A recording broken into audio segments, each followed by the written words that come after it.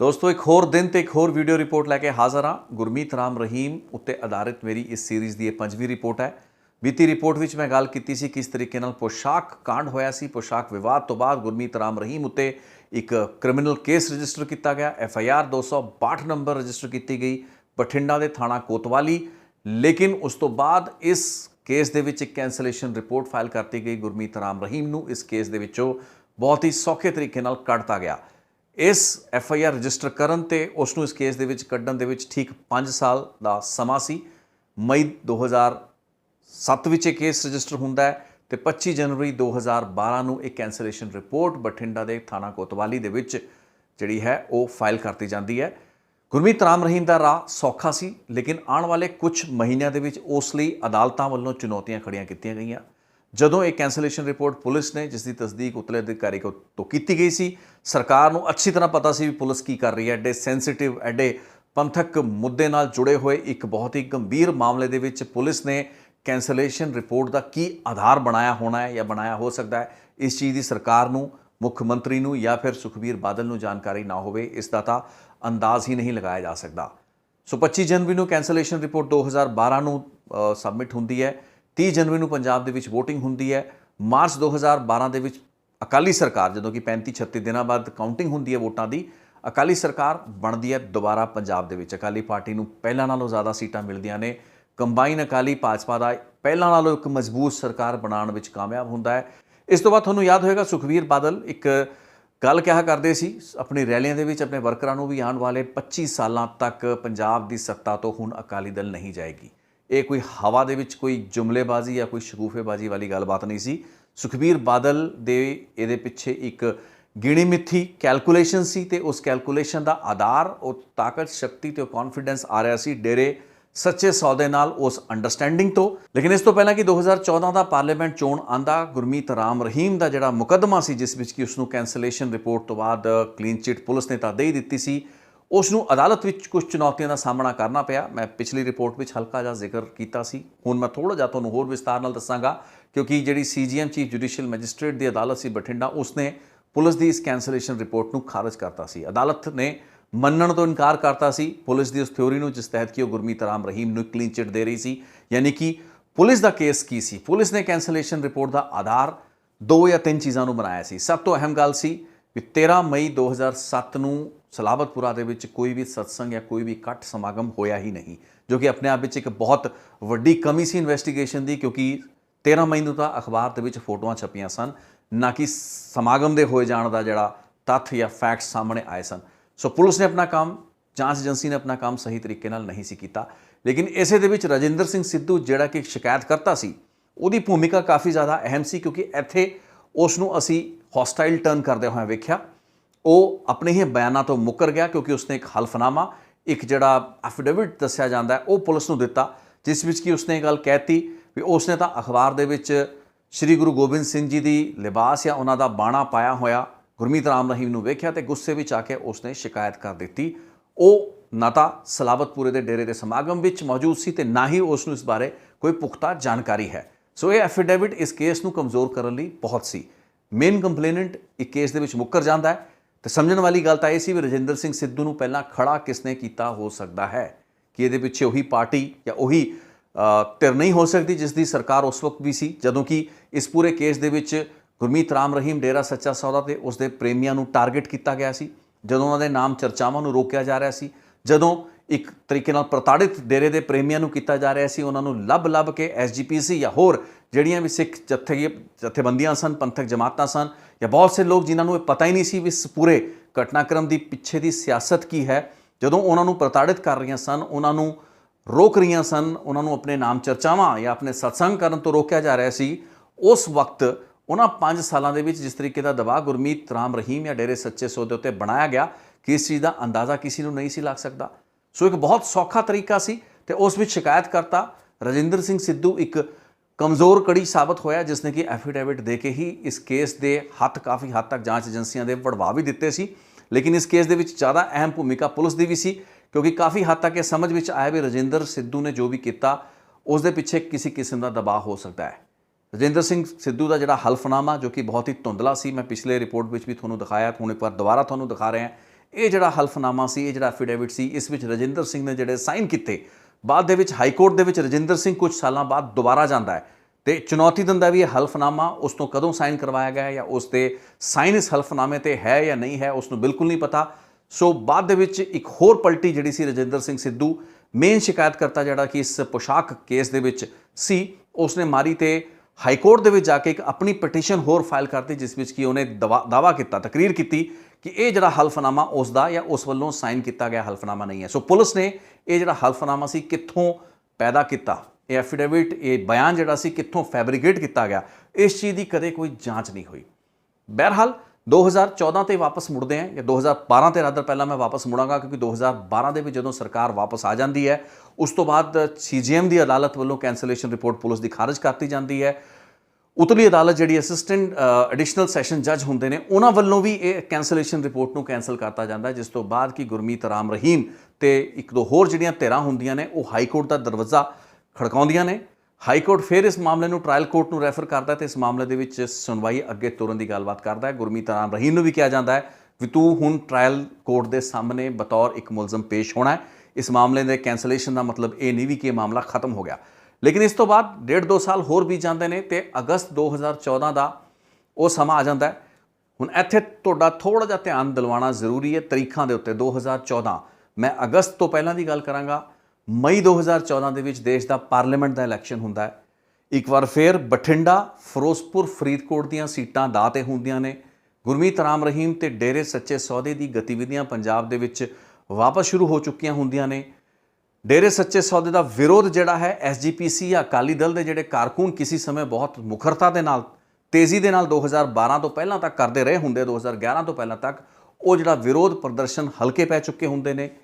ਗੁਰਮੀਤ ਰਾਮ ਰਹੀਮ ਤੇ ਡੇਰਾ ਸੱਚਾ ਸੌਦਾ ਦਾ ਜਿਹੜਾ ਵਿਰੋਧ ਕਰਨ ਵਾਲੀਆਂ ਜਮਾਤਾਂ, ਹੁਣ ਉਹ ਪੰਥਕ ਜਮਾਤਾਂ ਜਾਂ ਉਹ ਸਪਲਿੰਟਰ ਰੈਡੀਕਲ ਜਿਹੜੇ ਸਿੱਖ ਜਥੇਬੰਦੀਆਂ ਰਹਿ ਚੁੱਕੀਆਂ ਹੁੰਦੀਆਂ ਨੇ, ਜਿਸ ਵਿੱਚ ਕਿ ਸੰਤ ਜਿਹੜੇ ਬਲਜੀਤ ਸਿੰਘ ਦਾਦੂਵਾਲ ਸ਼ਾਮਲ ਹੁੰਦੇ ਨੇ। ਸਿਰਸੇ ਦੇ ਇਲਾਕੇ ਦੇ ਵਿੱਚ ਉਹ ਨਾਮ ਚਰਚਾਵਾਂ ਉੱਤੇ ਰੋਕ ਲਾਉਣ ਦੀ ਗੱਲ ਕਰ ਰਹੇ ਹੁੰਦੇ ਨੇ ਜਾਂ ਉਹਨਾਂ ਦੇ ਵਿੱਚ ਖਲਲ ਪੈਦਾ ਕਰ ਰਹੇ ਹੁੰਦੇ ਨੇ, ਉਹਨਾਂ ਨੂੰ ਉਹਨਾਂ ਦੇ ਆਯੋਜਨ ਤੋਂ ਦੇ ਉੱਤੇ ਇਤਰਾਜ਼ ਜਤਾ ਰਹੇ ਹੁੰਦੇ ਨੇ। ਕਈ ਵਾਰ ਬਲਜੀਤ ਦਾਦੂਵਾਲ ਉਹਨਾਂ ਨੂੰ ਗ੍ਰਿਫਤਾਰ ਵੀ ਕੀਤਾ ਜਾਂਦਾ ਹੈ। ਇਹਨਾਂ ਤੋਂ ਇਲਾਵਾ ਸਿਮਰਨਜੀਤ ਸਿੰਘ ਮਾਨ ਤੇ ਕੁਝ ਹੋਰ ਐਸੀਆਂ ਰੈਡੀਕਲ ਸਿੱਖ ਜਥੇਬੰਦੀਆਂ ਹੁਣ ਡੇਰੇ ਸੱਚੇ ਸੌਦੇ ਦੀ ਗਤੀਵਿਧੀਆਂ ਦਾ ਵਿਰੋਧ ਕਰ ਰਹੀਆਂ ਹੁੰਦੀਆਂ ਨੇ, ਕਿਉਂਕਿ ਡੇਰੇ ਸੱਚੇ ਸੌਦੇ ਵੱਲੋਂ ਮਾਫੀ ਦੀ ਕੋਈ ਗੱਲਬਾਤ ਅਜੇ ਤੱਕ ਸਾਹਮਣੇ ਨਹੀਂ ਆਈ ਹੁੰਦੀ। ਕੈਂਸਲੇਸ਼ਨ ਰਿਪੋਰਟ ਦੇ ਬਾਵਜੂਦ तमाम वो बेनिफिट ਜਿਹੜੇ ਕਿ ਅਕਾਲੀ ਉਸ ਵਕਤ ਦੀ ਪਾਰਟੀ ਨੇ ਜਾਂ ਸਰਕਾਰਾਂ ਨੇ ਦੇਣੇ ਹੁੰਦੇ ਨੇ, ਉਹ ਜਾਂ ਪੁਲਿਸ, ਬਠਿੰਡਾ ਪੁਲਿਸ ਨੇ ਜੋ ਵੀ ਰਿਆਇਤਾਂ ਗੁਰਮੀਤ ਰਾਮ ਰਹੀਮ ਨੂੰ ਦਿਵਾਉਣੀਆਂ ਹੁੰਦੀਆਂ ਨੇ, ਉਹਨਾਂ ਸਭ ਦੇ ਬਾਵਜੂਦ ਵੀ ਕੋਈ ਮਾਫੀ ਜਿਹੜੀ ਹੈ ਅਜੇ ਤੱਕ ਸਾਹਮਣੇ ਨਹੀਂ ਆਈ ਹੁੰਦੀ। ਤੇ ਇਸ ਗੱਲ ਬਾਤ ਨੂੰ ਲੈ ਕੇ ਪੰਥਕ ਹਲਕਿਆਂ ਦੇ ਵਿੱਚ ਤਾਂ ਰੋਸ ਜ਼ਰੂਰ ਹੁੰਦਾ ਹੈ, ਲੇਕਿਨ SGPC ਤੇ ਅਕਾਲੀ ਦਲ ਵੱਲੋਂ ਜਿਹੜਾ ਪ੍ਰੈਸ਼ਰ ਹੁੰਦਾ ਉਸ ਨੂੰ ਥੱਲੇ ਕਰ ਲਿਆ ਗਿਆ ਹੁੰਦਾ, ਕਿਉਂਕਿ ਹੁਣ ਕਹਾਣੀ ਇਲੈਕਟੋਰਲ ਸ਼ੁਰੂ ਹੋ ਚੁੱਕੀ ਹੁੰਦੀ ਹੈ। 2009, 2012 ਤੇ 2014 ਪਾਰਲੀਮੈਂਟ ਦਾ ਚੋਣ 2014 ਵਿੱਚ ਹੁੰਦਾ ਤੇ ਇੱਕ ਵਾਰ ਫੇਰ ਬਠਿੰਡਾ ਤੇ ਫਿਰੋਜ਼ਪੁਰ, ਉਸ ਵਕਤ ਜਦੋਂ ਕਿ ਇੱਕ ਬਹੁਤ ਹੀ ਕਰਾਰੀ ਸ਼ਿਕਸਤ ਹੋਰ ਸਾਰੀਆਂ ਸੀਟਾਂ ਉੱਤੇ ਅਕਾਲੀ ਦਲ ਨੂੰ ਹੋਣੀ ਹੁੰਦੀ ਹੈ, ਉਸ ਵਕਤ ਇੱਕ ਵਾਰ ਫੇਰ ਬਠਿੰਡਾ ਅਤੇ ਫਿਰੋਜ਼ਪੁਰ ਯਾਨੀ ਕਿ ਡੇਰਾ ਜਿੱਥੇ ਜੇ ਉਹਦਾ ਰਸੂਖ ਹੁੰਦਾ ਹੈ, ਉਹ ਸੀਟਾਂ ਫੇਰ ਅਕਾਲੀ ਦਲ ਦੀ ਝੋਲੀ ਵਿੱਚ ਪੈਂਦੀਆਂ ਨੇ ਤੇ ਹਰਸਿਮਰਤ ਕੌਰ ਬਾਦਲ ਇਸ ਵਾਰ ਫੇਰ ਮੈਂਬਰ ਪਾਰਲੀਮੈਂਟ ਦਾ ਚੋਣ ਜਿੱਤ ਜਾਂਦੇ ਨੇ। ਇਸ ਇਲੈਕਸ਼ਨ ਤੋਂ ਬਾਅਦ ਯਾਨੀ ਕਿ ਪਾਰਲੀਮੈਂਟ ਲੋਕ ਸਭਾ 2014 ਇਲੈਕਸ਼ਨ ਤੋਂ ਕੁਝ ਹੀ ਮਹੀਨੇ ਬਾਅਦ ਅਗਸਤ 2014 ਦੇ ਵਿੱਚ ਬਠਿੰਡੇ ਦੀ ਕੋਰਟ ਜਿਹੜੀ ਹੁੰਦੀ ਹੈ, ਡਿਸਟ੍ਰਿਕਟ ਸੈਸ਼ਨ ਜੱਜ ਦੀ ਅਦਾਲਤ ਹੁੰਦੀ ਹੈ, ਡਾਕਟਰ ਤੇਜਵਿੰਦਰ ਸਿੰਘ ਜੱਜ ਹੁੰਦੇ ਨੇ, ਉਹਨਾਂ ਵੱਲੋਂ ਉਸ ਕੈਂਸਲੇਸ਼ਨ ਰਿਪੋਰਟ ਜੋ ਕਿ ਬਹੁਤ ਦੇਰ ਦੀ ਅਦਾਲਤਾਂ ਹੇਠਲੀਆਂ ਬਠਿੰਡੇ ਦੀਆਂ ਅਦਾਲਤਾਂ ਤੇ ਹਾਈ ਕੋਰਟ ਦੇ ਵਿੱਚ ਪਿੰਗ ਪੌਂਗ ਜਿਨ੍ਹਾਂ ਦਾ ਚੱਲ ਰਿਹਾ ਹੁੰਦਾ ਹੈ, ਉਸ ਕੈਂਸਲੇਸ਼ਨ ਰਿਪੋਰਟ ਨੂੰ ਮੰਨ ਲੈਂਦੀ ਹੈ ਅਦਾਲਤ, ਇਹ ਕੋਰਟ। ਇੱਕ ਬਹੁਤ ਵੱਡਾ ਇੱਕ ਟਰਨਿੰਗ ਪੁਆਇੰਟ ਹੁੰਦਾ ਹੈ, ਕਿਉਂਕਿ ਉਹ ਕੇਸ ਜੋ ਕਿ 2007 ਦੇ ਵਿੱਚ ਐਡੇ ਵੱਡੇ ਵਿਵਾਦ ਦਾ ਵਿਸ਼ਾ ਬਣਿਆ, ਜਿਸ ਦੇ ਆਸ-ਪਾਸ ਇਰਦ-ਗਿਰਦ ਪੰਜਾਬ ਦੀ ਪੂਰੀ ਸਿਆਸਤ ਤੇ ਪੰਥਕ ਸਿਆਸਤ ਘੁੰਮੀ। 2012 ਤੋਂ ਬਾਅਦ ਸਥਿਤੀਆਂ ਤਬਦੀਲ ਹੋਈਆਂ, ਲੇਕਿਨ ਅਦਾਲਤ ਜਦੋਂ 2014 ਦੇ ਵਿੱਚ ਉਸ ਕੈਂਸਲੇਸ਼ਨ ਰਿਪੋਰਟ ਨੂੰ ਮੰਨ ਲੈਂਦੀ ਹੈ, ਜਿਸ ਦਾ ਕਿ ਆਧਾਰ ਹੁੰਦਾ ਹੈ ਉਸ ਅਹਿਮ ਸ਼ਿਕਾਇਤਕਰਤਾ ਦਾ ਆਪਣੇ ਗਵਾਹ ਤੋਂ ਪਲਟਣਾ, ਰਜਿੰਦਰ ਸਿੰਘ ਸਿੱਧੂ ਦਾ ਪਲਟਣਾ, ਤੇ ਇਸ ਦੇ ਨਾਲ ਹੀ ਪੁਲਿਸ ਦਾ ਇਹ ਕਹਿ ਦੇਣਾ ਵੀ ਉਦਨ ਸਲਾਵਤਪੁਰੇ ਦੇ ਵਿੱਚ 13 ਮਈ ਨੂੰ ਕੋਈ ਸਮਾਗਮ ਹੀ ਨਹੀਂ ਹੋਇਆ ਸੀ। ਇਸ ਚੀਜ਼ ਦੇ ਬਾਵਜੂਦ ਵੀ ਪੁਲਿਸ ਕੋਲ ਉਹ ਜਿਹੜੀ ਗੁਰਮੀਤ ਰਾਮ ਰਹੀਮ ਦੀ ਜਿਹੜੀ ਡਰੈਸ ਉਸਨੇ ਪਾਈ ਹੁੰਦੀ ਹੈ, ਜਿਹੜੀ ਪੋਸ਼ਾਕ ਪਾਈ ਹੁੰਦੀ ਹੈ, ਉਹ ਵੀ ਪੁਲਿਸ ਵੱਲੋਂ ਇਸ ਕੇਸ ਦੇ ਵਿੱਚ ਬਤੌਰ ਕੇਸ ਪ੍ਰਾਪਰਟੀ ਲਈ ਜਾਂਦੀ ਹੈ। ਉਹ ਜਿਹੜਾ ਬਹੁਤ ਬੜਾ ਕੜਾਹਾ ਹੁੰਦਾ ਹੈ ਜਿਸ ਦੇ ਵਿੱਚ ਕਿ ਇਹ ਜਾਮੇ ਇਨਸਾ ਘੋਲਿਆ ਜਾ ਰਿਹਾ ਹੁੰਦਾ ਹੈ ਮਈ 2007 ਦੇ ਵਿੱਚ, ਉਸ ਨੂੰ ਵੀ ਕੇਸ ਪ੍ਰਾਪਰਟੀ ਲਿਆ ਜਾਂਦਾ ਹੈ। तमाम ਗੱਲਾਂ ਬਾਤਾਂ ਹੁੰਦੀਆਂ ਨੇ, ਲੇਕਿਨ ਇਸ ਕੇਸ ਦੇ ਵਿੱਚ ਅਦਾਲਤ ਜਿਹੜੀ ਹੈ ਉਹ ਇੱਕ ਬਹੁਤ ਹੀ ਅਜੀਬੋ-ਗਰੀਬ ਜਿਹਾ ਫੈਸਲਾ ਸੁਣਾਉਂਦੀ ਹੈ। ਹਾਲਾਂਕਿ ਚਲੋ ਅਦਾਲਤ ਦੇ ਫੈਸਲੇ ਅਦਾਲਤ ਜਾਣੇ, ਲੇਕਿਨ ਇਹ ਫੈਕਟ ਹੁੰਦਾ ਵੀ ਅਗਸਤ 2014 ਦੇ ਵਿੱਚ ਇਹ ਜਦ ਗੁਰਮੀਤ ਰਾਮ ਰਹੀਮ ਦੇ ਖਿਲਾਫ ਕੇਸ ਖਤਮ ਹੋ ਜਾਂਦਾ ਹੈ, ਡਿਸਚਾਰਜ ਹੋ ਜਾਂਦਾ ਹੈ, ਪੰਜਾਬ ਸਰਕਾਰ ਕੋਈ ਵੀ ਜਿਹੜੀ ਅਪੀਲ ਹੈ ਹਾਈ ਕੋਰਟ ਦੇ ਵਿੱਚ ਬਠਿੰਡਾ ਦੀ ਇਸ ਅਦਾਲਤ ਦੇ ਫੈਸਲੇ ਦੇ ਖਿਲਾਫ ਨਹੀਂ ਪਾਉਂਦੀ। ਹੇਠਲਾ ਥਾਣਾ ਪੁਲਿਸ ਦੇ ਉੱਤੇ ਦਬਾਅ ਹੁੰਦਾ ਹੈ, ਜੋ ਵੀ ਹੁੰਦਾ, ਪੁਲਿਸ ਤਾਂ ਮਿਲ ਹੀ ਚੁੱਕੀ ਹੁੰਦੀ ਹੈ ਗੁਰਮੀਤ ਰਾਮ ਰਹੀਮ ਦੇ ਨਾਲ, ਸ਼ਿਕਾਇਤਕਰਤਾ ਵੀ ਆਪਣੇ ਸ਼ਿਕਾਇਤ ਤੋਂ ਮੁੱਕਰ ਚੁੱਕਾ ਹੁੰਦਾ, ਲੇਕਿਨ state of Punjab under Shiromani Akali Dal, ਉਹ ਪੰਥਕ ਜਮਾਤ ਦੀ ਅਗਵਾਈ ਵਾਲੀ ਉਹ ਪੰਜਾਬ ਸਰਕਾਰ ਇਸ ਫੈਸਲੇ ਨੂੰ ਹਾਈ ਕੋਰਟ ਦੇ ਵਿੱਚ ਚੁਣੌਤੀ ਨਹੀਂ ਦਿੰਦੀ ਹੈ। ਹਾਈ ਕੋਰਟ ਦੇ ਵਿੱਚ ਚੁਣੌਤੀ ਤਾਂ ਨਹੀਂ ਦਿੰਦੀ, ਲੇਕਿਨ ਸਾਲ 2016 ਆ ਜਾਂਦਾ ਹੈ। ਸਤੰਬਰ 14 ਸਾਲ 2016 ਨੂੰ ਪੰਜਾਬ ਸਰਕਾਰ ਦੀ ਇੱਕ ਕਮੇਟੀ ਜਿਹੜੀ ਕਿ ਹੁੰਦੀ ਹੈ, ਮੁੱਖ ਮੰਤਰੀ, ਡਿਪਟੀ ਚੀਫ ਮਿਨਿਸਟਰ ਤੇ ਲੀਡਰ ਆਫ ਆਪੋਜੀਸ਼ਨ, ਉਸ ਦੀ ਇੱਕ ਬੈਠਕ ਹੁੰਦੀ ਹੈ ਜਿਸ ਵਿੱਚ ਕਿ ਰਾਈਟ ਟੂ ਸਰਵਿਸ ਕਮਿਸ਼ਨ, ਇੱਕ ਨਵਾਂ ਕਮਿਸ਼ਨ ਬਣਿਆ ਹੁੰਦਾ ਹੈ। ਉਸ ਕਮਿਸ਼ਨ ਦੇ ਤਹਿਤ ਇੱਕ 6 ਜਾਂ 7 ਮੈਂਬਰਾਂ ਦਾ ਜਿਹੜਾ ਇੱਕ ਪੈਨਲ ਚੁਣਿਆ ਜਾਂਦਾ ਹੈ। ਇਹ ਲੋਕ ਕਮਿਸ਼ਨਰ ਚੁਣੇ ਗਏ ਹੁੰਦੇ ਨੇ। ਰਾਈਟ ਟੂ ਸਰਵਿਸ ਕਮਿਸ਼ਨ ਜਿਹੜਾ ਪੰਜਾਬ ਵਿੱਚ ਬਣਿਆ ਹੁੰਦਾ ਹੈ, ਉਹਨਾਂ ਦੇ ਵਿੱਚ ਚੌਥੇ ਜਾਂ ਪੰਜਵੇਂ ਨੰਬਰ ਤੇ ਨਾਂ ਹੁੰਦਾ ਹੈ ਕਮਲਦੀਪ ਭੰਡਾਰੀ ਨਾਂ ਦੀ ਇੱਕ ਮਹਿਲਾ ਦਾ, ਜੋ ਕਿ ਇੱਕ ਪੇਸ਼ੇ ਤੋਂ ਵਕੀਲ ਵੀ ਦੱਸੀ ਜਾਂਦੀ ਹੈ, ਇੱਕ MA LLM ਸ਼ਾਇਦ ਇਹਨਾਂ ਨੇ ਕੀਤਾ ਹੋਇਆ ਹੈ। ਲੇਕਿਨ ਕਮਲਦੀਪ ਭੰਡਾਰੀ ਦੀ ਜਿਹੜੀ ਖਾਸੀਅਤ ਇਹ ਹੁੰਦੀ ਹੈ ਕਿ ਉਹ ਪੰਜਾਬ ਦੇ ਉਸ ਜੱਜ ਦੀ ਪਤਨੀ ਹੁੰਦੇ ਹੈ ਜਿਨ੍ਹਾਂ ਨੇ ਸਾਲ 2014 ਅਗਸਤ ਦੇ ਵਿੱਚ ਡੇਰੇ ਸੱਚੇ ਸੌਦੇ ਤੇ ਬਾਬਤ ਜਿਹੜੀ ਕੈਂਸਲੇਸ਼ਨ ਰਿਪੋਰਟ ਸੀ ਉਸ ਨੂੰ ਮਨਜ਼ੂਰੀ ਦਿੱਤੀ ਹੁੰਦੀ ਹੈ। ਯਾਨੀ ਕਿ ਗੁਰਮੀਤ ਰਾਮ ਰਹੀਮ ਤੇ ਡੇਰੇ ਸੱਚੇ ਸੌਦੇ ਨੂੰ ਰਿਲੀਫ ਦੇਣ ਵਾਲੇ ਉਸ ਕੋਰਟ ਅਦਾਲਤ ਦੇ ਜੱਜ ਦੀ ਪਤਨੀ ਨੂੰ ਅਕਾਲੀ ਸਰਕਾਰ ਦੇ ਵਿੱਚ ਸਾਲ 2016 ਸਤੰਬਰ ਦੇ ਵਿੱਚ ਬਤੌਰ ਇੱਕ commissioner right to service commission appoint ਕਰ ਲਿਆ ਜਾਂਦਾ ਹੈ। ਸੋ ਇਹ ਫੈਸਲਾ ਕਿਉਂ ਲਿਆ ਗਿਆ ਹੁੰਦਾ ਹੈ, ਇਹਨੂੰ ਤਾਂ ਬਿਹਤਰ ਤਰੀਕੇ ਨਾਲ ਅਕਾਲੀ ਦਲ ਦੀ ਸਰਕਾਰ ਦੱਸ ਸਕਦੀ ਹੈ, ਸੁਖਬੀਰ ਬਾਦਲ ਐਕਸਪਲੇਨ ਕਰ ਸਕਦੇ ਨੇ, ਕਿਉਂਕਿ ਉਸ ਮੀਟਿੰਗ ਜਿਸ ਦੇ ਵਿੱਚ ਕਿ ਇਸ ਚੋਣ ਹੋਈ ਹੁੰਦੀ ਹੈ ਉਸ ਉੱਤੇ ਹਸਤਾਖਰ ਜਿਹੜੇ ਹੁੰਦੇ ਨੇ ਪ੍ਰਕਾਸ਼ ਸਿੰਘ ਬਾਦਲ ਤੇ ਸੁਖਬੀਰ ਬਾਦਲ ਦੇ ਹੁੰਦੇ ਨੇ। ਲੀਡਰ ਆਫ ਆਪੋਜੀਸ਼ਨ ਚਰਨਜੀਤ ਜਿਹੜੇ ਚੰਨੀ ਹੁੰਦੇ ਨੇ, ਉਹਨਾਂ ਵੱਲੋਂ ਇਸ ਕੇਸ ਦੇ ਵਿੱਚ ਜਾਂ ਇਸ ਮੀਟਿੰਗ ਨੂੰ ਅਟੈਂਡ ਨਹੀਂ ਕੀਤਾ ਜਾਂਦਾ ਤੇ ਇਸ ਉੱਤੇ ਆਪਣੇ ਸਾਈਨ ਨਹੀਂ ਕੀਤੇ ਜਾਂਦੇ। ਇਤਰਾਜ਼ ਇਹ ਹੁੰਦਾ ਵੀ ਉਹਨਾਂ ਨੂੰ ਲਿਸਟ ਐਡਵਾਂਸ ਦੇ ਵਿੱਚ ਨਹੀਂ ਮਿਲੀ ਹੁੰਦੀ, ਇਸ ਵਾਸਤੇ ਇਹ ਜਿਹੜੇ ਮੈਂਬਰ ਚੁਣੇ ਗਏ ਨੇ, ਕਮਿਸ਼ਨਰ ਚੁਣੇ ਗਏ ਨੇ, ਉਹਨਾਂ ਦੀ ਸਮਰੱਥਾ ਨੂੰ ਜਾਂਚਣ ਦਾ ਉਹਨਾਂ ਕੋਲ ਸਹੀ ਮੌਕਾ ਨਹੀਂ ਸੀ। ਇਸ ਵਾਸਤੇ ਚਰਨਜੀਤ ਚੰਨੀ ਇਸ ਡਾਕੂਮੈਂਟ ਤੇ ਸਾਈਨ ਨਹੀਂ ਕਰਦੇ, ਲੇਕਿਨ ਸੁਖਬੀਰ ਸਿੰਘ ਬਾਦਲ ਤੇ ਪ੍ਰਕਾਸ਼ ਸਿੰਘ ਬਾਦਲ ਇਸ ਡਾਕੂਮੈਂਟ ਨੂੰ ਸਾਈਨ ਕਰਦੇ ਨੇ, ਜਿਸ ਵਿੱਚ ਕਿ ਉਸ ਜੱਜ ਦੀ ਪਤਨੀ ਨੂੰ ਵੀ ਰਾਈਟ ਟੂ ਸਰਵਿਸ ਕਮਿਸ਼ਨ ਦਾ ਕਮਿਸ਼ਨਰ ਬਣਾ ਦਿੱਤਾ ਗਿਆ ਹੁੰਦਾ ਹੈ। ਇਸ ਦੇ ਉੱਤੇ ਮੈਂ ਜ਼ਿਆਦਾ ਟਿੱਪਣੀ ਨਹੀਂ ਕਰਾਂਗਾ, ਲੋਕ ਸਮਝਦਾਰ ਨੇ, ਆਪਣੇ ਆਪ ਇਸ ਚੀਜ਼ ਦੇ ਮਤਲਬ ਜਾਂ ਮਾਇਨੇ ਲਗਾ ਸਕਦੇ ਨੇ ਤੇ ਹਰ ਆਦਮੀ ਆਪਣੀ ਆਪਣੀ ਸਮਰੱਥਾ, ਆਪਣੀ ਆਪਣੀ ਸੋਚ ਦੇ ਮੁਤਾਬਕ ਇਸ ਬਾਰੇ ਸੋਚ ਸਕਦਾ ਹੈ। ਲੇਕਿਨ 2017 ਦੇ ਵਿੱਚ ਕੈਪਟਨ ਅਮਰਿੰਦਰ ਸਿੰਘ ਆਂਦੇ ਹੀ ਉਸ ਰਾਈਟ ਟੂ ਜਿਹੜਾ ਸਰਵਿਸ ਕਮਿਸ਼ਨ ਦੇ ਜਿੰਨੀਆਂ ਇਹ ਕਮਿਸ਼ਨਰਾਂ ਦੀ ਅਪਾਇੰਟਮੈਂਟ ਹੋਈ ਹੁੰਦੀ ਹੈ ਉਸ ਨੂੰ ਰੱਦ ਕਰ ਦਿੰਦੇ ਨੇ ਤੇ ਉਸ ਵਿੱਚ ਉਸ ਜੱਜ ਕੰਸਰਨ ਦੇ ਜਿਹੜੇ ਧਰਮ ਪਤਨੀ ਹੁੰਦੇ ਨੇ ਕਮਲਦੀਪ ਭੰਡਾਰੀ, ਉਹ ਵੀ ਸ਼ਾਮਲ ਹੁੰਦੇ ਨੇ। ਯਾਨੀ ਕਿ ਸਾਰੇ ਦੇ ਸਾਰੇ ਕਮਿਸ਼ਨਰ ਵਿਹਲੇ ਹੋ ਜਾਂਦੇ ਨੇ।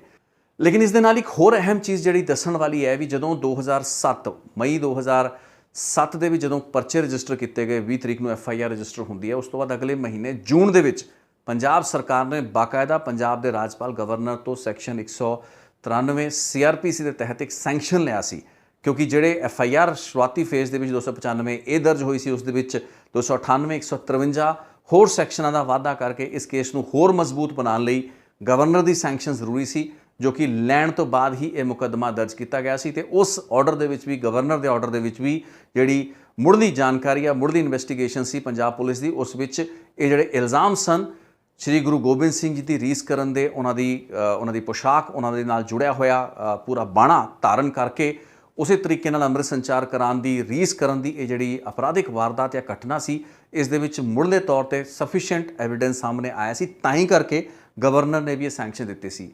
ਬਾਅਦ ਦੇ ਵਿੱਚ ਪੁਲਿਸ ਆਪਣੇ ਬਿਆਨਾਂ ਤੋਂ, ਆਪਣੀ ਇਨਵੈਸਟੀਗੇਸ਼ਨ ਤੋਂ ਹਟਦੀ ਨਜ਼ਰ ਆਈ, ਸ਼ਿਕਾਇਤਕਰਤਾ ਆਪਣਾ ਜਿਹੜਾ ਪਲਟੀ ਮਾਰ ਕੇ ਸਾਈਡ ਤੇ ਹੋ ਗਿਆ। ਉਸ ਤੋਂ ਬਾਅਦ ਹਾਈ ਕੋਰਟ ਦੇ ਵਿੱਚ ਇਸ ਕੇਸ ਦੇ ਜਿਹੜੇ ਕੁਝ ਕੰਪਲੇਨੈਂਟ ਰਹੇ ਹੁੰਦੇ ਨੇ, ਜਿਸ ਵਿੱਚ ਕਿ ਜਸਪਾਲ ਸਿੰਘ ਮੰਝਪੁਰ ਹੈਗੇ ਨੇ, ਬਾਬਾ ਹਰਦੀਪ ਸਿੰਘ ਹੈਗੇ ਨੇ, ਜਿਨ੍ਹਾਂ ਨੇ ਕਿ ਇਸ ਕੇਸ ਦੇ ਵਿੱਚ ਬਤੌਰ ਇੱਕ ਪ੍ਰਾਈਵੇਟ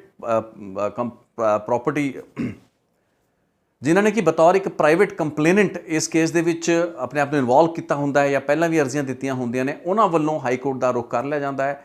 ਕੁਝ ਸਾਲ ਬੀਤਣ ਤੋਂ ਬਾਅਦ 2017 ਤੋਂ ਬਾਅਦ ਰਜਿੰਦਰ ਸਿੰਘ ਸਿੱਧੂ ਵੀ ਜਾ ਕੇ ਹਾਈ ਕੋਰਟ ਵਿੱਚ ਪਾਕ ਸਾਫ ਬਣ ਕੇ ਖੜਾ ਹੋ ਜਾਂਦਾ ਹੈ ਤੇ ਕਹਿੰਦਾ ਵੀ ਮੇਰੇ ਹਲਫਨਾਮੇ ਉੱਤੇ ਆ ਐਫੀਡੇਵਿਟ ਤੇ ਮੇਰੇ ਸਾਈਨ ਨਹੀਂ ਸੀ, ਸੋ ਹਨੇਰੇ ਵਿੱਚ ਰੱਖ ਕੇ ਮੈਨੂੰ ਧੋਖਾ ਦੇ ਕੇ ਐਡੇ ਸੈਂਸਿਟਿਵ ਕੇਸ ਦੇ ਵਿੱਚ ਉਸ ਵਕਤ ਦੀ ਤਤਕਾਲੀ ਸਰਕਾਰ ਨੇ ਜਾਂ ਪੁਲਿਸ ਨੇ ਗੁੰਮਰਾਹ ਕਰਕੇ ਇਸ ਕੇਸ ਦੇ ਵਿੱਚ ਗੁਰਮੀਤ ਰਾਮ ਰਹੀਮ ਨੂੰ ਕਲੀਨ ਚਿੱਟ ਦਵਾਈ। ਇਹ ਮੰਨਣਯੋਗ ਗੱਲ ਨਹੀਂ ਹੈ। ਕਿਸੇ ਤਰੀਕੇ ਨਾਲ ਇਸ ਚੀਜ਼ ਤੇ ਵਿਸ਼ਵਾਸ ਨਹੀਂ ਕੀਤਾ ਜਾ ਸਕਦਾ ਵੀ 2012 ਦੇ ਵਿੱਚ ਇਹ ਸਭ ਕੁਝ ਸ਼ੁਰੂ ਹੁੰਦਾ। 2012 ਵਿੱਚ ਕੈਂਸਲੇਸ਼ਨ ਰਿਪੋਰਟਾਂ ਚੋਣਾਂ ਤੋਂ ਪਹਿਲਾਂ ਹੁੰਦੀਆਂ ਨੇ ਤੇ ਤੁਸੀਂ ਜਾ ਕੇ 4-4 5-5 ਸਾਲ ਬਾਅਦ ਜਾ ਕੇ ਹਾਈ ਕੋਰਟ ਦੇ ਵਿੱਚ ਆਪਣਾ ਦੁੱਖੜਾ ਰੋ ਰਹੇ ਹੋ ਕਿ ਤੁਹਾਡੇ ਨਾਂ ਉੱਤੇ ਗਲਤ ਹਲਫਨਾਮਾ ਜਾਂ ਇੱਕ ਝੂਠਾ ਫੈਬਰੀਕੇਟਡ ਹਲਫਨਾਮਾ ਜਿਸ ਉੱਤੇ ਤੁਹਾਡੇ ਹਸਤਾਖਰ ਨਹੀਂ ਸਨ ਉਸ ਨੂੰ ਅਦਾਲਤ ਦੇ ਸਾਹਮਣੇ ਰੱਖਤਾ ਗਿਆ। ਸੋ ਹੋਇਆ ਕੀ, ਅਕਾਲੀ ਸਰਕਾਰ ਨੇ ਜੋ ਵੀ ਉਸਦੇ ਮਫਾਦ ਉਸ ਵਕਤ ਰਹੇ ਹੋਣਗੇ ਉਸ ਦੇ ਤਹਿਤ ਉਹਨਾਂ ਨੇ ਇਸ ਕੇਸ ਨੂੰ ਅੱਗੇ ਪਰਸੂ ਹੋਣ ਨਹੀਂ ਦਿੱਤਾ ਤੇ ਚੋਣਾਂ ਤੋਂ ਠੀਕ 5 ਦਿਨ ਪਹਿਲਾਂ ਇੱਕ ਐਸਾ ਕੰਮ ਹੋ ਗਿਆ, ਇੱਕ ਐਸੀ ਕੈਂਸਲੇਸ਼ਨ ਰਿਪੋਰਟ ਹੋ ਗਈ ਜੋ ਅੱਜ ਦੀ ਤਰੀਕ ਵਿੱਚ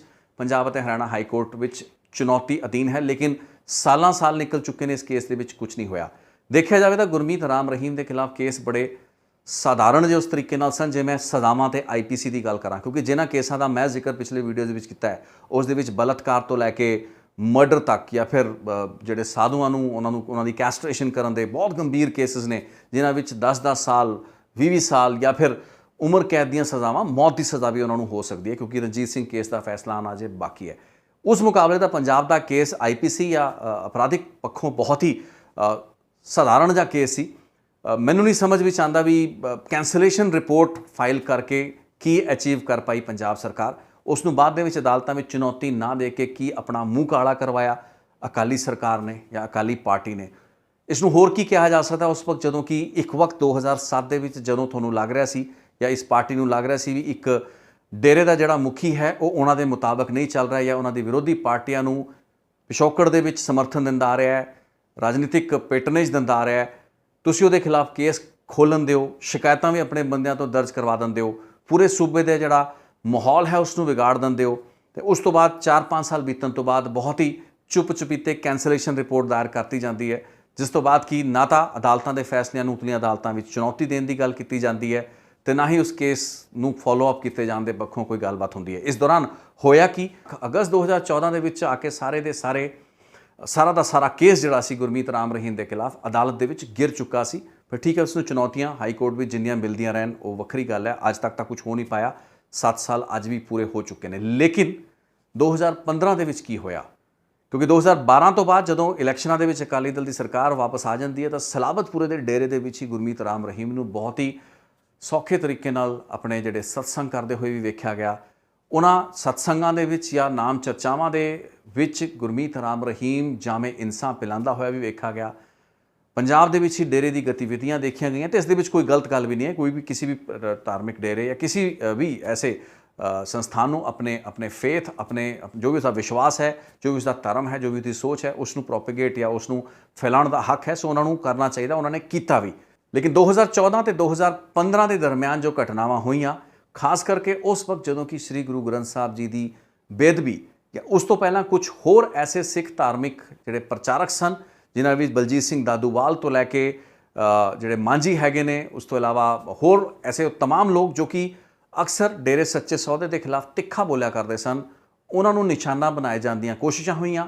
ਐਸੀਆਂ ਸਾਜ਼ਿਸ਼ਾਂ, ਐਸੇ ਸ਼ੜਯੰਤਰ ਰਚਨੇ ਸ਼ੁਰੂ ਕੀਤੇ ਗਏ ਤੇ ਉਸ ਦੇ ਤਹਿਤ ਹੀ ਜਦੋਂ ਦਾਲ ਨਹੀਂ ਗਲੀ ਤਾਂ ਕੁਝ ਸ਼ਰਾਰਤੀ ਅੰਸਰ ਜੋ ਕਿ ਦੱਸਿਆ ਜਾਂਦਾ ਵੀ ਗੁਰਮੀਤ ਰਾਮ ਰਹੀਮ ਜਾਂ ਫਿਰ ਡੇਰੇ ਸੱਚੇ ਸੌਦੇ ਦੇ ਨਾਲ ਉਹਨਾਂ ਦੇ ਤਾਰ ਬਹੁਤ ਨੇੜਤਾ ਤੋਂ ਜੁੜੇ ਸਨ, ਰਾਦਰ ਉਸ ਦੇ ਸਮਰਥਕ ਸਨ, ਪ੍ਰੇਮੀ ਸਨ, ਉਹਨਾਂ ਵੱਲੋਂ ਇੱਕ ਪਲੈਨਿੰਗ ਕਰਕੇ, ਕੌਨਸਪੀਰੇਸੀ ਕਰਕੇ ਸ੍ਰੀ ਗੁਰੂ ਗ੍ਰੰਥ ਸਾਹਿਬ ਜੀ ਦੀ ਬੇਅਦਬੀ ਕੀਤੀ ਗਈ। ਇਸ ਮੁਤਲਕ ਕੇਸ ਚੱਲੇ, ਪੜਤਾਲਾਂ ਹੋਈਆਂ, ਕਈ ਚੀਜ਼ਾਂ ਕੰਟਰਾਡਿਕਟਰੀ ਟਰਮਸ ਦੇ ਵਿੱਚ ਅਦਾਲਤਾਂ ਦੇ ਵਿੱਚ ਜਾਂ ਪਬਲਿਕ ਡੋਮੇਨ ਦੇ ਵਿੱਚ ਆ ਚੁੱਕੀਆਂ ਨੇ। ਸੋ ਆਪਾਂ ਕੀ ਮੰਨ ਕੇ ਚੱਲ ਸਕਦੇ ਹਾਂ ਵੀ ਜੇ ਪੋਸ਼ਾਕ ਕਾਂਡ ਦੇ ਵਿੱਚ ਜਾਂ ਪੋਸ਼ਾਕ ਮਾਮਲੇ ਦੇ ਵਿੱਚ ਇਨਸਾਫ ਹੋਇਆ ਹੁੰਦਾ, ਇੱਕ ਸਖਤ ਸੁਨੇਹਾ, ਇੱਕ ਇਮਾਨਦਾਰ ਇਨਵੈਸਟੀਗੇਸ਼ਨ ਹੋਈ ਹੁੰਦੀ, ਉਸ ਤੋਂ ਬਾਅਦ ਕੀ ਗੁਰੂ ਗ੍ਰੰਥ ਸਾਹਿਬ ਜੀ ਦੀ ਬੇਅਦਬੀਆਂ ਸਾਲ 2015 ਦੇ ਵਿੱਚ ਹੋ ਸਕਦੀਆਂ ਸੀ? ਉਸੀ ਸੈਕਟ ਦੇ ਨਾਲ, ਉਸੀ ਡੇਰੇ ਦੇ ਨਾਲ ਜੁੜੇ ਹੋਏ ਕੁਝ ਲੋਕ ਜਿਨ੍ਹਾਂ ਉੱਤੇ ਇਹ ਇਲਜ਼ਾਮ ਲੱਗਦਾ ਵੀ ਉਹਨਾਂ ਨੇ ਇਹ ਬੇਅਦਬੀਆਂ ਕਰਾਈਆਂ ਹੋ ਸਕਦੀਆਂ ਨੇ, ਕੀ ਉਹਨਾਂ ਦੀ ਉਹ ਜ਼ਰੂਰਤ ਹੋ ਸਕਦੀ ਸੀ 2015 ਦੇ ਵਿੱਚ ਵੀ ਸ੍ਰੀ ਗੁਰੂ ਗ੍ਰੰਥ ਸਾਹਿਬ ਜੀ ਨੂੰ ਇਸ ਤਰੀਕੇ ਨਾਲ ਖੰਡਿਤ ਕਰਦੇ? ਸ਼ਾਇਦ ਇਹ ਨਹੀਂ ਹੁੰਦਾ। ਲੇਕਿਨ ਉਹ ਸਰਕਾਰ ਜੋ ਕਿ ਆਪਣੇ ਆਪ ਨੂੰ ਜਾਂ ਉਹ ਪਾਰਟੀ ਜੋ ਕਿ ਆਪਣੇ ਆਪ ਨੂੰ ਪੰਥ ਦੀ ਬਹੁਤ ਵੱਡੀ ਜਮਾਤ ਅਖਵਾਉਂਦੀ ਹੈ, ਉਸ ਦਾ ਜਿਹੜਾ ਵਤੀਰਾ ਸੀ ਸਾਲ 2007 ਤੋਂ ਲੈ ਕੇ 2014 ਜਾਂ ਫਿਰ ਉਸ ਤੋਂ ਬਾਅਦ 2017 ਤੱਕ ਦਾ, ਉਹ ਬਹੁਤ ਹੀ ਮੰਦਭਾਗਾ ਸੀ। ਇਸੇ 2015 ਤੇ 2016 ਦੇ ਵਿੱਚ ਵੀ ਉਹਨਾਂ ਦੀ ਜਿਹੜੀ ਭੂਮਿਕਾ ਸੀ ਉਹ ਨਾ ਪੱਖੀ ਸੀ। ਸੋ ਆਪਣੇ ਬਹੁਤ ਹੀ ਛੋਟੇ ਸੌੜੇ ਜਿਹੜੇ ਸਿਆਸੀ ਮੁਫਾਦ ਪੂਰਨ ਲਈ ਅਕਾਲੀ ਦਲ ਦੀ ਲੀਡਰਸ਼ਿਪ ਤੇ ਖਾਸ ਕਰਕੇ ਸੁਖਬੀਰ ਸਿੰਘ ਬਾਦਲ ਵਰਗੇ ਜਿਹੜੇ ਪ੍ਰਧਾਨ ਹੈਗੇ ਨੇ, ਉਹਨਾਂ ਨੇ ਇਸ ਪਾਰਟੀ ਦਾ ਜੋ ਕਿ ਪੰਥਕ ਰਵਾਇਤਾਂ ਜਾਂ ਪੰਥ ਲਈ ਸ਼ਹੀਦੀਆਂ ਦੇਣ ਵਾਲੀ ਪਾਰਟੀ ਅਖਵਾਉਂਦੀ ਸੀ ਉਸ ਦਾ ਕਾਫੀ ਹੱਦ ਤੱਕ ਬਹੁਤ ਨੁਕਸਾਨ ਕਰਤਾ। ਇਹਦੇ ਵਿੱਚ ਕੋਈ ਸ਼ੰਕਾ, ਇਹਦੇ ਵਿੱਚ ਕੋਈ ਦੁਚਿੱਤੀ ਮੈਨੂੰ ਕਹਿਣ ਦੇ ਵਿੱਚ ਨਹੀਂ ਹੈ। ਹਾਲਾਂਕਿ ਸ਼ਾਇਦ ਥੋੜ੍ਹਾ ਜਿਹਾ ਮੈਂ ਆਪਣੀ ਲਿਮਿਟ ਨੂੰ ਕ੍ਰਾਸ ਕਰਦਾ ਹੋਵਾਂਗਾ ਜੇ ਮੈਂ ਇਸ ਤਰੀਕੇ ਦੀ ਵੈਲਿਊ ਜਜਮੈਂਟ ਦਾਂਗਾ ਜੋ ਕਿ ਮੈਂ ਨਹੀਂ ਇੰਡਲਜ ਕਰਨਾ ਚਾਹੁੰਦਾ, ਲੇਕਿਨ ਜੋ ਕੁਝ ਨਜ਼ਰ ਵਿੱਚ ਆ ਰਿਹਾ ਹੈ ਉਹਨੂੰ ਇਗਨੋਰ ਨਹੀਂ ਕੀਤਾ ਜਾ ਸਕਦਾ। ਤੁਹਾਡੀ ਅੱਖਾਂ ਦੇ ਸਾਹਮਣੇ ਇੱਕ ਪੂਰਾ 2007 ਤੋਂ ਲੈ ਕੇ 2015 ਤੱਕ ਦੀ ਮੈਂ ਪੂਰੀ ਸਥਿਤੀ ਬਿਆਨ ਕੀਤੀ ਹੈ। ਤੇ ਜੇ ਸਰਕਾਰਾਂ ਦੀਆਂ ਨੀਅਤਾਂ ਸਾਫ਼ ਹੁੰਦੀਆਂ ਜਾਂ ਉਸ ਪਾਰਟੀ ਦੀ, ਉਸ ਪ੍ਰਧਾਨ ਦੀ ਨੀਅਤ ਸਾਫ਼ ਹੁੰਦੀ ਤਾਂ ਅਦਾਲਤ ਵਿੱਚ ਜਾ ਕੇ, ਹਾਈ ਕੋਰਟ ਵਿੱਚ ਜਾ ਕੇ ਚੁਣੌਤੀ ਦਿੰਦਾ ਤੇ ਇਹ ਕੈਂਸਲੇਸ਼ਨ ਰਿਪੋਰਟ ਜਿਸ ਦਿਨ ਫਾਈਲ ਹੋਈ ਸੀ ਨਾ, ਚੋਣਾਂ ਤੋਂ 5 ਦਿਨ ਪਹਿਲਾਂ, ਉਸ ਦਿਨ ਰੌਲਾ ਪਾ ਦਿੰਦਾ। ਲੇਕਿਨ ਉਹ ਨਹੀਂ ਹੋ ਪਾਇਆ ਕਿਉਂਕਿ ਮਫਾਦ ਜਿਹੜੇ ਸਨ ਉਹ ਜ਼ਿਆਦਾ ਗਹਿਰੇ ਸਨ। ਉਹਨਾਂ ਦੀ ਵੈਲਿਊ ਸ਼ਾਇਦ ਵੋਟਾਂ ਦੇ ਵਿੱਚ ਜਾਂ ਉਸ ਸੱਤਾ ਦੇ ਵਿੱਚ ਜਿਸ ਦਾ ਆਨੰਦ ਉਹ ਅਗਲੇ 5 ਸਾਲ 2012 ਤੋਂ ਲੈ ਕੇ 17 ਤੱਕ ਹੋਰ ਮਾਣਨਾ ਚਾਹੁੰਦੇ ਸਨ, ਉਹ ਕਿਤੇ ਜ਼ਿਆਦਾ ਸੀ ਉਹਨਾਂ ਕੰਸਰਨਸ ਤੋਂ ਜਿਨ੍ਹਾਂ ਨੂੰ ਕਿ ਅਸੀਂ ਉਹ ਪੰਥਕ ਕੰਸਰਨਸ ਕਹਿੰਦੇ ਹਾਂ। ਸੋ ਲੈ ਦੇ ਕੇ ਇਹ ਸੀ ਪੂਰੀ ਕਹਾਣੀ ਉਸ ਪੁਸ਼ਾਕ ਵਿਵਾਦ ਨਾਲ ਜੁੜੀ ਹੋਈ। ਇਹ ਪੁਸ਼ਾਕ ਕਾਂਡ, ਇਹ ਪੁਸ਼ਾਕ ਵਿਵਾਦ ਜਿਹੜਾ ਹੈ ਉਹ ਕਾਫੀ ਮਹੱਤਵਪੂਰਨ ਸੀ ਤੇ ਜੇ ਇਸ ਵਿੱਚ ਇਨਸਾਫ ਹੋਇਆ ਹੁੰਦਾ ਤਾਂ ਬੇਅਦਬੀਆਂ ਦੀਆਂ ਘਟਨਾਵਾਂ 2015 ਦੀਆਂ, ਜਿਨ੍ਹਾਂ ਨੇ ਇੱਕ ਨਵਾਂ ਚੈਪਟਰ ਪੰਜਾਬ ਦੇ ਵਿੱਚ ਖੋਲ੍ਹ ਕੇ ਰੱਖਤਾ ਤੇ ਉਸ ਤੋਂ ਬਾਅਦ 2015 ਤੋਂ ਬਾਅਦ 2021 ਤੱਕ ਦੀ ਉਸ ਦੀ ਸਿਆਸਤ ਉਸੀ ਬੇਅਦਬੀਆਂ ਦੀ ਘਟਨਾਵਾਂ ਤੇ ਉਸ ਦੀ ਜਾਂਚ ਤੋਂ ਹੀ ਨਹੀਂ ਨਿਕਲ ਪਾਈ ਹੈ। ਅਸੀਂ ਇੱਕ ਪੰਥਕ ਜਾਂ ਧਾਰਮਿਕ ਵਿਵਾਦ ਵਿੱਚੋਂ ਨਿਕਲ ਨਹੀਂ ਪਾਉਂਦੇ ਤੇ ਦੂਸਰਾ ਆ ਕੇ ਘੇਰ ਲੈਂਦਾ ਕਿਉਂਕਿ ਸਾਡੀ ਪੋਲੀਟੀਕਲ ਪਾਰਟੀਆਂ ਸਿਰਫ ਰਾਜਨੀਤੀ ਕਰਦੀਆਂ ਨੇ, ਧਰਮ ਉੱਤੇ ਰਾਜਨੀਤੀ ਕਰਦੀਆਂ ਨੇ। ਅਕਾਲੀ ਦਲ ਤਾਂ ਖੈਰ ਸ਼ੁਰੂ ਤੋਂ ਹੀ ਧਰਮ ਉੱਤੇ ਰਾਜਨੀਤੀ ਕਰਨ ਵਾਲੀ ਪਾਰਟੀ ਰਹੀ ਹੈ, ਕਰਦਾ ਰਿਹਾ, ਲੇਕਿਨ ਕੈਪਟਨ ਅਮਰਿੰਦਰ ਸਿੰਘ ਵੀ 2002 ਤੇ 2017 ਦੇ ਵਿੱਚ ਕੋਈ ਕਸਰ ਨਹੀਂ ਛੱਡੀ ਇਸ ਡੇਰੇ ਸੱਚੇ ਸੌਦੇ ਦੇ ਨਾਲ ਜਿਹੜੀਆਂ ਪਿੰਗਾਂ ਪਾਉਣ ਦੀ ਜਾਂ ਫਿਰ ਉਹਨਾਂ ਤੋਂ ਰਾਸ਼ਟਰੀ ਪੱਧਰ ਤੇ ਮਦਦ ਲੈਣ ਦੀ ਤੇ ਇੱਕ ਨਵਾਂ ਕਲਚਰ, ਪੋਲੀਟੀਕਲ ਕਲਚਰ ਦੇਣ ਦਾ ਜਿਹੜਾ ਸਿਹਰਾ ਕੈਪਟਨ ਅਮਰਿੰਦਰ ਸਿੰਘ ਦੇ ਸਿਰ ਤੇ ਜਾਂਦਾ ਹੈ।